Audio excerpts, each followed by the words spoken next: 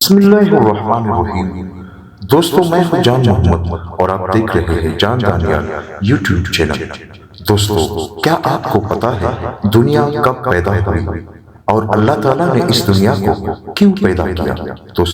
دوستو دنیا کب پیدا ہوئی ایک سبق آموز واقعہ۔ ایک دفعہ کا ذکر ہے، ایک نوجوان کے دل میں عجیب بے چینی تھی۔ وہ اکثر آسمان کی طرف دیکھتا اور سوچتا کہ یہ دنیا آخر کب پیدا ہوئی؟ یہ زمین، یہ پہاڑ، یہ سمندر، کیا یہ ہمیشہ سے ایسے ہی تھے؟ ایک دن وہ ایک دانا بزرگ کے پاس گیا اور ادب سے بولا، حضرت مجھے بتائیں یہ دنیا کب پیدا ہوئی اور کیوں پیدا کی گئی؟ بزرگ نے مسکرا کر کہا، بیٹا میرے ساتھ آؤ۔ وہ اسے شہر سے باہر ایک کھلے میدان میں لے گئے۔ شام کا وقت تھا، سورج آہستہ آہستہ غروب ہو رہا تھا اور آسمان پر ستارے نمودار ہونے لگے تھے۔ بزرگ نے آسمان کی طرف اشارہ کرتے ہوئے کہا، کبھی سوچا ہے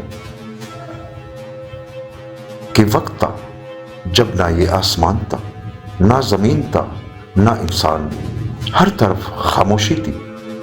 پھر اللہ تعالیٰ نے اپنی قدرت سے اس کائنات کو پیدا کیا، آسمان بنائے، زمین بنائی، پہاڑ کھڑے کیے، دریا بہائے، درخت اگائے اور آخر میں انسان کو پیدا کیا۔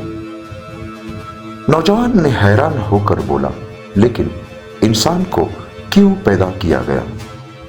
یہ بزرگ کے لیے ایک بہت ہی اہم سوال تھا۔ بزرگ نے جواب دیا، تاکہ وہ اس دنیا میں آئے، سوچے سمجھے اور اپنے خالق کو پہچانے۔ یہ دنیا ایک امتحان ہے، ہمیشہ رہنے کی جگہ نہیں۔ یہ سن کر نوجوان کچھ دیر خاموش رہا، پھر اس نے زمین سے ایک مٹھی اٹھائی اور بولا، اگر دنیا اتنی عارضی ہے تو لوگ اس پر اتنا فخر کیوں کرتے ہیں؟ بزرگ نے نرمی سے کہا، کیونکہ وہ بھول جاتے ہیں کہ جس دنیا کی ابتدا ہوئی ہے اس کا ایک دن اختتام بھی ہوگا۔ اصل کامیابی یہ نہیں کہ دنیا کب بنی، بلکہ یہ ہے کہ ہم اس دنیا میں کیا کر رہے ہیں۔ یہ الفاظ سن کر نوجوان کی آنکھیں نم ہوئی۔ اس نے آسمان کی طرف دیکھا اور دل میں عہد کیا کہ وہ اپنی زندگی کو اچھے کاموں میں گزارے گا۔